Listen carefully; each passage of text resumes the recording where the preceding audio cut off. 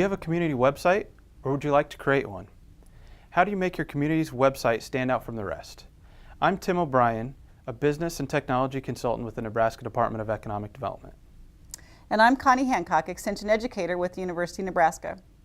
You know, Tim, the internet has become the #1 resource for finding information about communities. Those looking for information about communities can be residents of a community, potential residents, or travelers passing through. No matter who is looking for community information, it is vital to attract them to your online presence. A website can be flashy and pretty, but if it doesn't possess quality content, no one really gets anything out of it. That's absolutely right, Connie. This is where the Websites for Growth project comes in.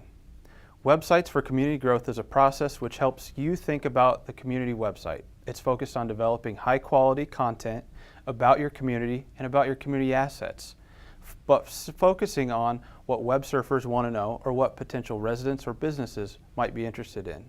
This really helps revolutionize your community's online presence and is absolutely essential in marketing your community to the rest of the world.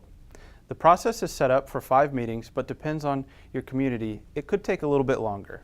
So let's start out with the pre-meeting.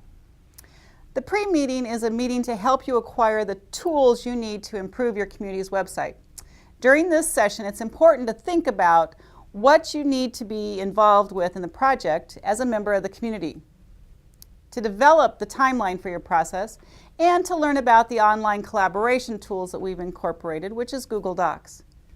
The first step in creating your steering committee, and it's really important component of the process, because these folks are going to be the champions throughout this process. The committee is usually comprised of 3 to 6 people who have an interest in the community's online presence and who want to be involved. You want them to be motivated, and you want commitment, and you need to have people who have the time to donate to the project. In choosing your steering committee, it also might be helpful to follow the guidelines. Encourage people who are from various sectors of the community and who represent business, education, healthcare, government. Committees of 6 or fewer tend to work more effectively and efficiently. And from that group of folks, assign one person as a point of contact or facilitator. This person may be in contact then with the coordinators of the Websites for Growth project. After you choose a steering committee, next it's time to develop a timeline for the process. Once the steering committee is selected, the first meeting can take place, followed by a meeting 2 in a couple of weeks, followed by a 3rd meeting a few weeks after that. It's important to set a schedule for these meetings. Meeting 4 comes after that, which is reserved for review and follow-up and can take place anywhere from 4 to 6 months after the 3rd meeting. The beauty of this process is that it's flexible. You can follow this timeline, or your timeline can vary according to your community's availability and urgency to get this new website up and running or enhance the current website you have. You will want to consider online collaboration tools such as Google Docs. This is an application that allows your community members to collaborate and gives you access to documents used for this course. It will be helpful if each member of your community has a Google account and therefore has access to Google Documents. The advantage of this increased collaboration for your community members. Worksheets for this process will be available via Google Docs. You will learn about the advantages of Google Docs. Before your steering committee comes together for the first meeting, it's important to really think about what you want your website to be like. Who is your target audience? And what resources do you have to assist you in the process?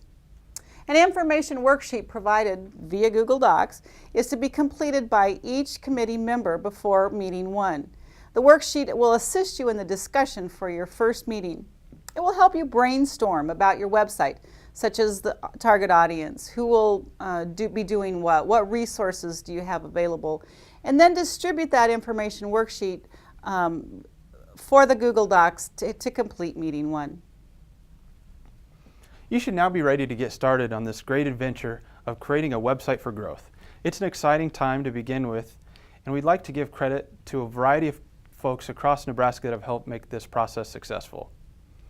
First, the Nebraska Information Technology Commission, the University of Nebraska Extension, the Nebraska Department of Economic Development, the AIM Institute, Nebraska Public Power District, and Twin Cities Development.